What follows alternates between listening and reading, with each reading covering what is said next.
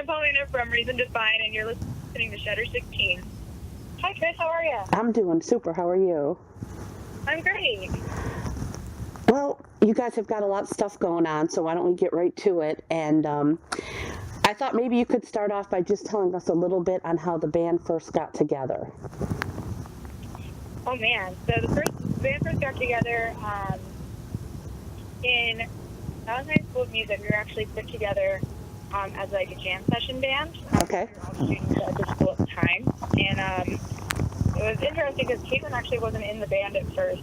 We kind of just like did our little like run that we did with them, and then when we realized that we really enjoyed what we were doing, I contacted Caitlin and was like, hey, you're going to be in my band now. And pretty much just told her that's what she was doing, and she was like, no, but I finally convinced her to do it, and ever since then we've been having a great time doing what we do. Awesome. Now, let's talk about the new album that's coming out, In Memory. First off, the title. Is there any special meaning to it, or is it referring to anything in particular? So, the album itself it's a conceptual album. It's about the 5 stages of grief, and whether that be a loss of a loved one, a loss of friends, a loss of yourself, you change over time, people come and go. And a lot of it, and there's a lot of like that has to do with like even, losing people to death. It's a lot of grieving, a lot of loss. So, In Memory was like a really kind of just like broad, or like a broad way of saying, like kind of just like putting that into words, because it's just in memory of everything that we have lost over the past couple of years. Understood. Now, what about the songwriting process for the album? How does that work within the band? Do you all write together? Yes, we actually all write together. Now, we obviously write on our own time. Right. As well. We just kind of, whenever we have something that we think of, we put it on our phones or whatever, just like anybody else. But when it comes down to like actually making the song happen, we will schedule time to all sit in a room and kind of put out all of the things that we've gathered and put them all together and work together to build the song from the ground up. Some of us have there would be certain songs like Mirrors on In Memory was a little bit more when it came to actually making the song happen was between me and Sydney. But a lot of the lyrics were done with Sydney and Caitlin, and so I believe I wasn't super involved in the lyrical writing process of that one, which I totally am okay with.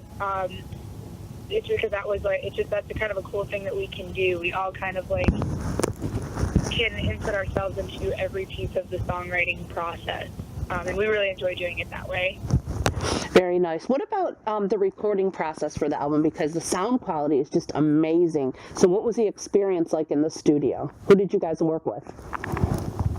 So we actually worked with our friend Edward Hinson, and he actually kind of did it last minute for us as a favor, which was awesome. Wow. Yeah, and we just got in a weird position, and we were like, well, we got to get in the studio, so what do we do? We did a little bit different this time. We did our pre-production with Don DeBias, who actually produced our whole first album. But then we went and recorded with Edward Hinson, and then everything was mixed and mastered by James Paul Wisner. So after we were done recording with Edward, which, by the way, was so painless, he was so patient, because, we're all over the place. This album had a lot of emotions for us, and a lot of us relieved that emotion by being goofy and silly. So definitely he was awesome when it came down to keeping us on track, and we got it done really fast. And then we sent it over to James Paul Wisner, and he just finished it all up, and we are extremely happy with how it turned out. It's an amazing album, and now 2 of the songs have been out already, Mirrors and Pointing Fingers, which 2 very different but equally amazing songs. But what has the response been like so far from people who have heard them? It's been really positive. First, when Pointing Fingers came out, everybody was really excited because it was I mean, still different, but definitely more similar to the stuff that we already had out. People were really excited about that one, and the energy and the message. Like, people were very, very positive about how, like, the message behind Pointing Fingers, which is all about, you know, standing up for or like against sexual harassment and all of this, you know, the people who deal with that all of the time, Right. becoming stronger and being able to overcome it. And that's such a big thing in like society right now, that and it's so important for us to like speak up about it. So it was really nice to have such a positive response from that. And people have really been liking yours. I think that it's kind of funny that people have been like so shocked, and that's what we wanted. They're like, wow, that's not at all what I was expecting. And it's like, yeah, it's definitely different. Like, you wouldn't expect to have a band releasing, let alone a local band, releasing like a piano ballad, essentially, as their second single. But like, everybody has been really, really digging it, and I'm really excited that everybody is loving it as much as we are. It's beautiful, absolutely beautiful, stunning performance. Now, what about the video for that? Who kind of puts the ideas together for the videos, and how do you go about that?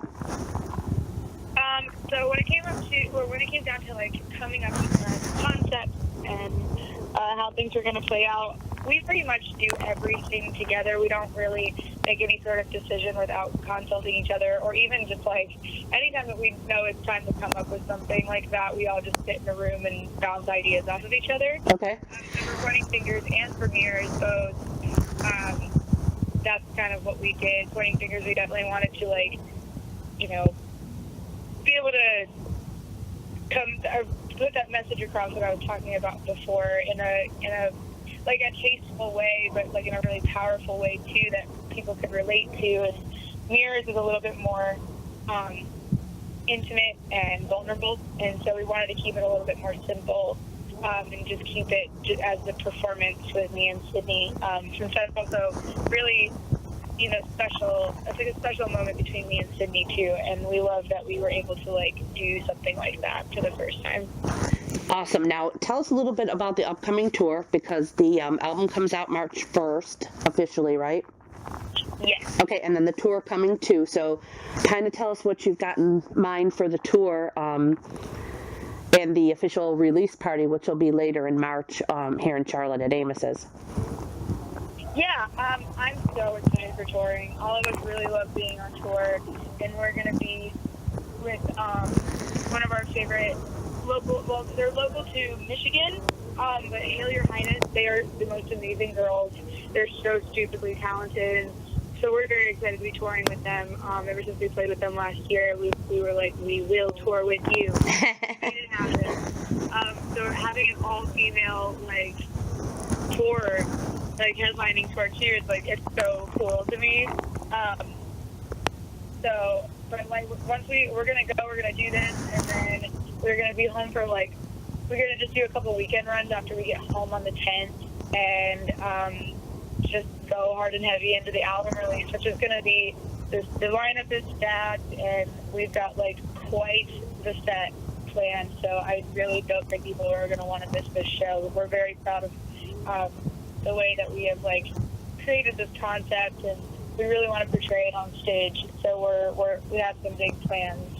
Awesome. Okay, so something special for us all to look forward to check that out. Yeah. Awesome. Now, how would you say that the band sound has progressed from the beginnings, the very beginnings, to this album?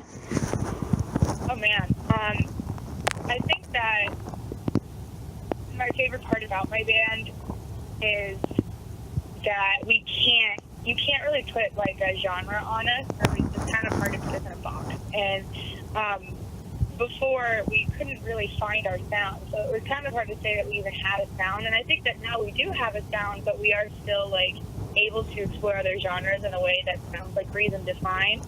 But personally, from like Far From Strangers is a lot of just like, what are the things that we can randomly put together to make a song?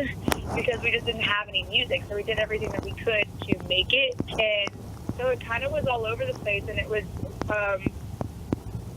just, I don't want to say juvenile, but, you know, a little bit more just like it showed our age, and I do love our old stuff, but I think that our new like album is just so much more mature and a little bit more focused on like one sound, whether or not it's like in all the same like genre, quote unquote, but at least it all sounds like us. Right. And yeah, I don't really know how to like put like us in like a little box, but I don't really want to figure out how. Absolutely, and that's one of the coolest things is being able to see where you were when you first started and where you keep going and growing as you go through your career, which hopefully will be very long and very successful. And based on what I've heard, I think it will be. Yeah. The way that the vocal melodies have progressed and become more like complex, and the drumming has become more complex, and we've changed up like the guitar riffs are just a little bit more. They're definitely more interesting. Everything's just a little bit more interesting. We're definitely one of those bands that we like to repeat things in our songs and keep it catchy, but at least like now, the more that we grow, the more intricate things are becoming. And that's really exciting. It is, and I think that everybody's going to really love the new album, and we're excited to see you guys out on the tour for sure. Yeah.